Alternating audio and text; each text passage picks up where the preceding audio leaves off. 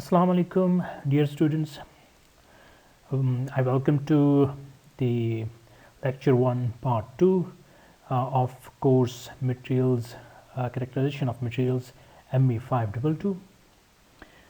So the core objective of this course is very much clear and transparent, and is to give students a clear understanding about modern day state of art materials characterization techniques, and then prepare students for research to be carried out in the field of mechanical engineering. As you know that in essence mechanical engineering nowadays is divided into three basic categories. First is control and dynamics, second is the engineering materials, and the third is the engineering management. So if you are studying the first two parts, control and dynamics, and materials, engineering materials, then characterization of material course is one of the key course to be taught in this program, and the students have to learn the key concepts related to the equipments used for the characterization of materials. And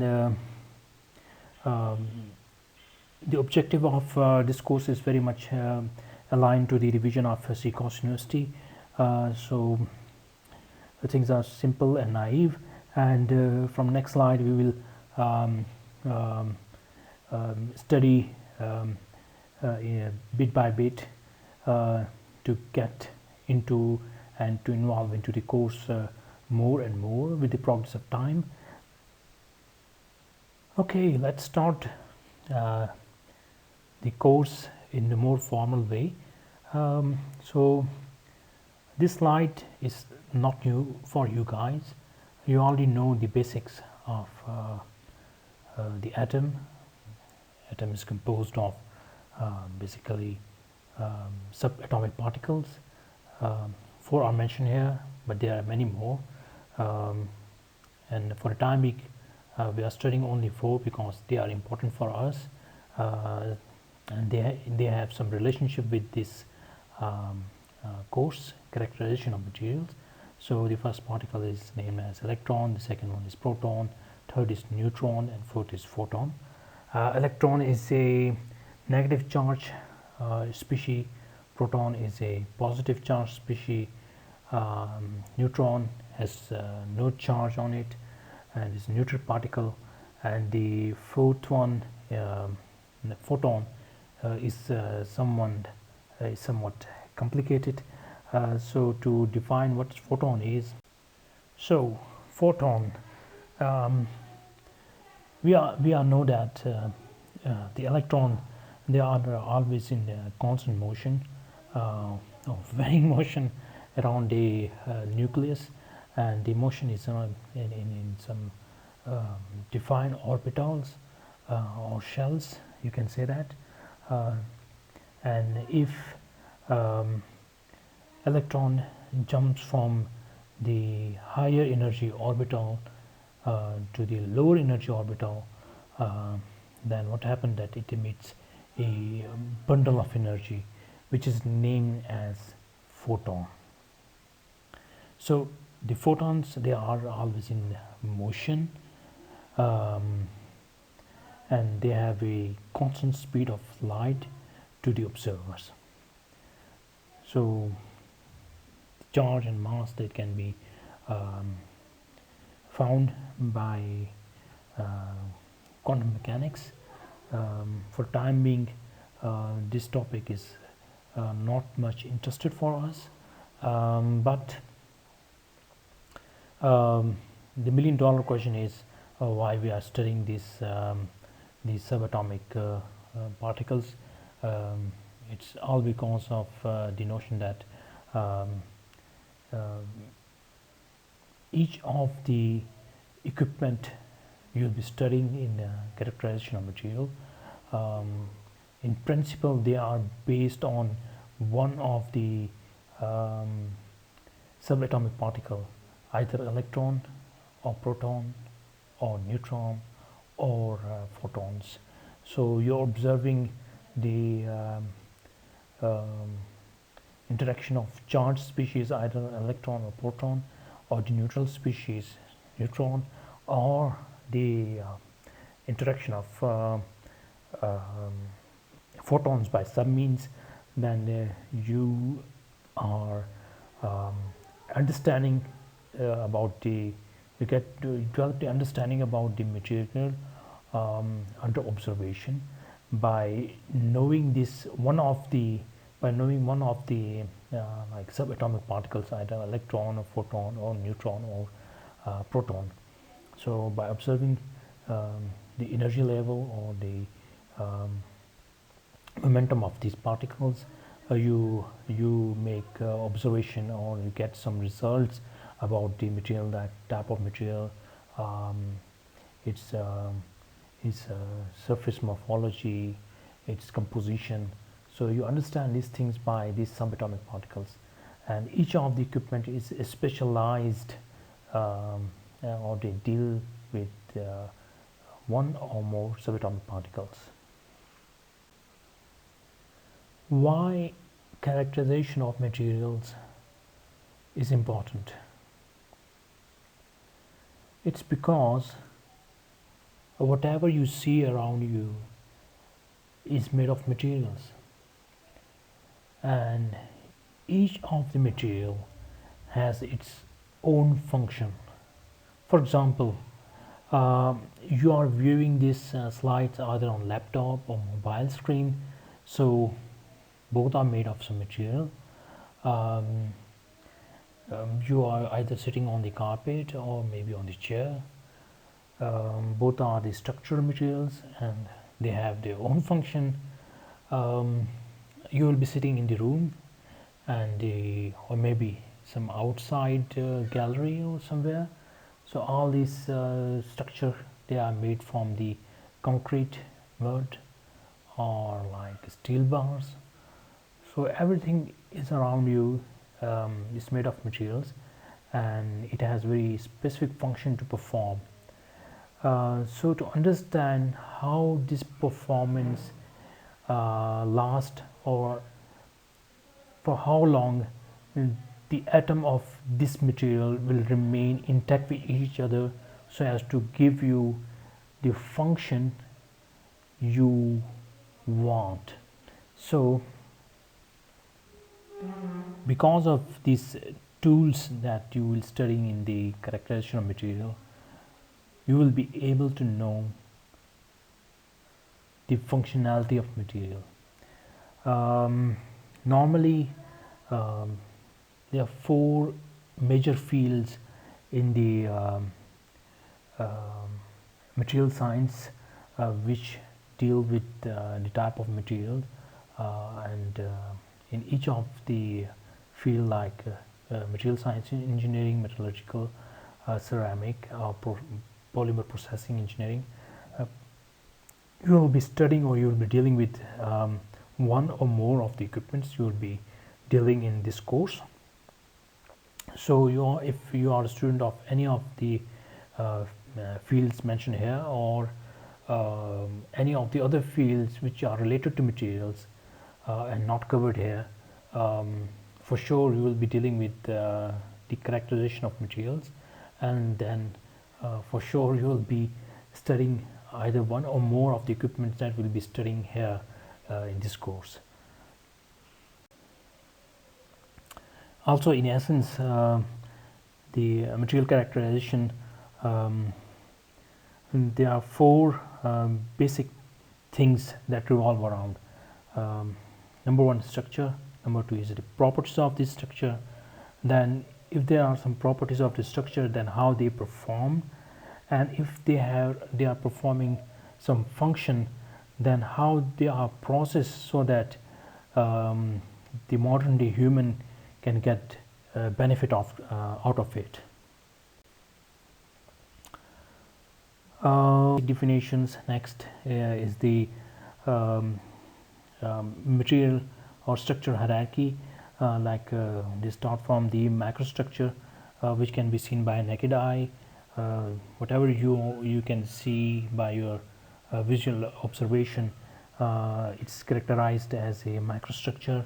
Then comes a mesostructure, which which lie on the visible and non-visible range, or at the boundary line of visibility and non-visibility.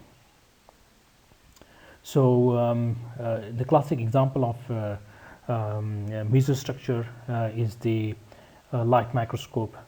So by light microscope, you can see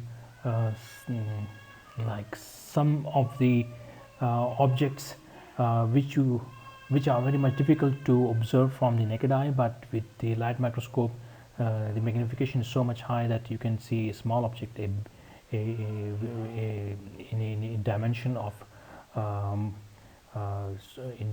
visibility. The macrostructure, simple measuring tape or wooden caliper or micros gauge or similar tools, they came under microstructure. Mesostructure, light microscope. Then macrostructure came, which can be observed by optical microscopy. So in optical microscopy there are two tools which are dealing with the microstructure.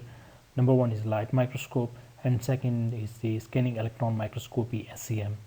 The fourth and last structure is a nanostructure. To observe the nanostructure, you need specific and very specialized equipment, such as a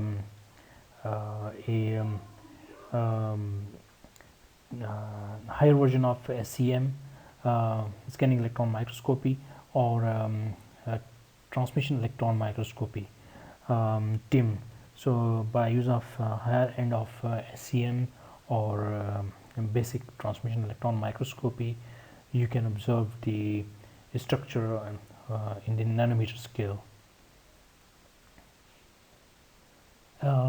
As discussed in the second slide, the atom is composed of 4 basic elemental particles, either electron, neutron, photons, and protons.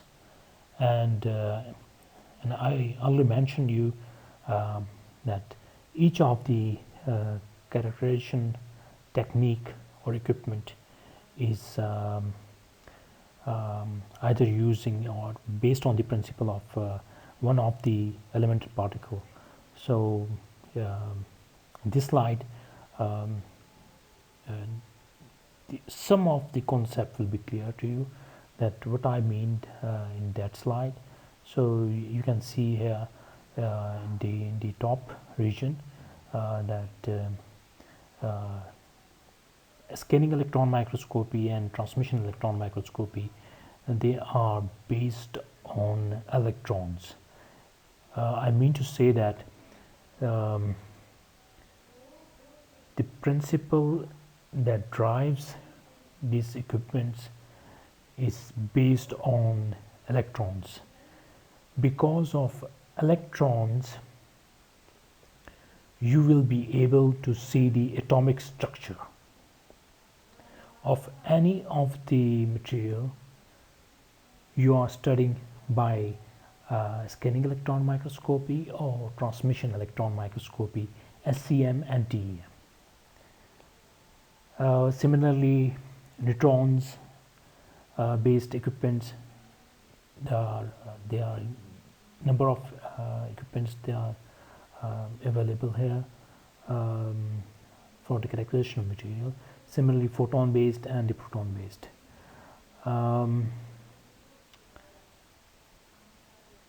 The bottom part it sums up the material composition or material structure from macro to the nuclear stage, that what type of size are dealt in the macro scale, which is from the 1 meter to the nearly to the 1 millimeter scale, then from the 1 millimeter nearly to the 1 micrometer scale, it's deal with the macro scale study. And then nano, as the name suggests, it's if you want to study the nanoscale studies of any of the material, um, then you are dealing with a scale of 1 micrometer to 1 nanometer. And if you are interested to study material in the atomic or the nuclear scale, then you have to go below 1 nanometer.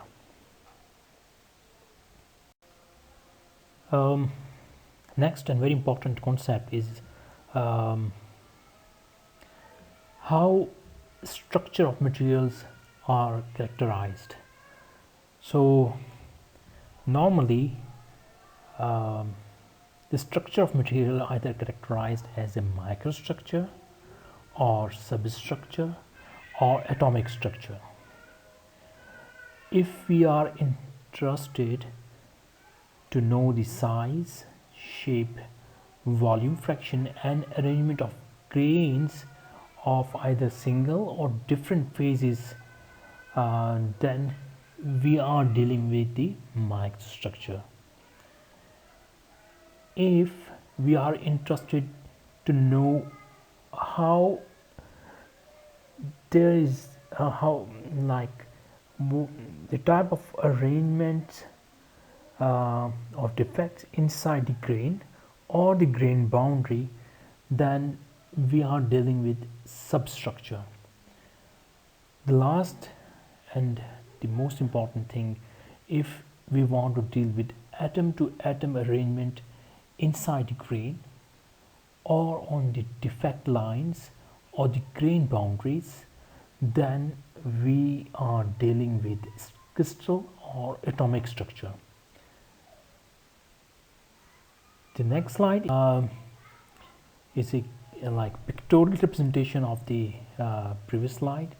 So the top left micrographs are for the microstructure, where different grain sizes are represented by A, B, C, D, E, F. A to F, if you move from A to F, the grain size are getting bigger and bigger. The top right side represent the substructure, means any of the grains that you're observing in like slide A to F. If you take any of the grain, you magnify it little more, then you will see the grain either type A or type B. So type A, there are line defects. You can see the white lines on the grain and the grain boundaries, and the type B defect is the pores either inside the grain or the grain boundaries, or maybe there are some impurities like COO, BCO. So there are some impurities either inside or on the grain boundary. If you want to further magnify the structure to know how these grains are formed and what is the structure on the grain boundary, or maybe what are the line defects that you can see in the micrograph A on the substructure, then you have to go on the atomic structure or crystal structure level. So in the atomic structure or crystal structure level, you see atom to atom arrangement. So the dark and white shaded balls, each of the ball represent one atom, and the scale is 1 nanometer.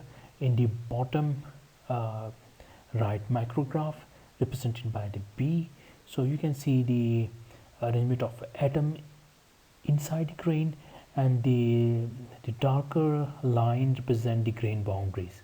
So you can see the cubic to hexagonal formation from grain to grain and on the grain boundaries via studying the atomic structure. Also you can see the composition of these atoms, because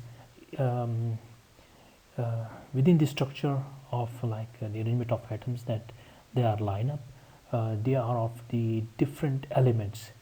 So you can study the same thing if you couple your equipment, like in this case the STEM, scanning transmission electron microscopy because of this equipment STEM, you are able to capture the figure B of the bottom right micrograph, and to study the composition you have to couple it with the EDX, and because of the EDX you know the you can know the composition of the atomic composition of each of the element there present in this regime. So the atomic arrangement will be either from the strontium, iron, cobalt or barium. So these materials is composed of either strontium, iron, cobalt or barium, or their variants. Their variants means strontium oxide, barium oxide, cobalt oxide, or combination of any of this. So from micro to atomic structure, if you magnify the structure more and more, you can get more in-depth information. But the issue is, if you move from micro to substructure and then to substructure to atomic structure, the equipment, the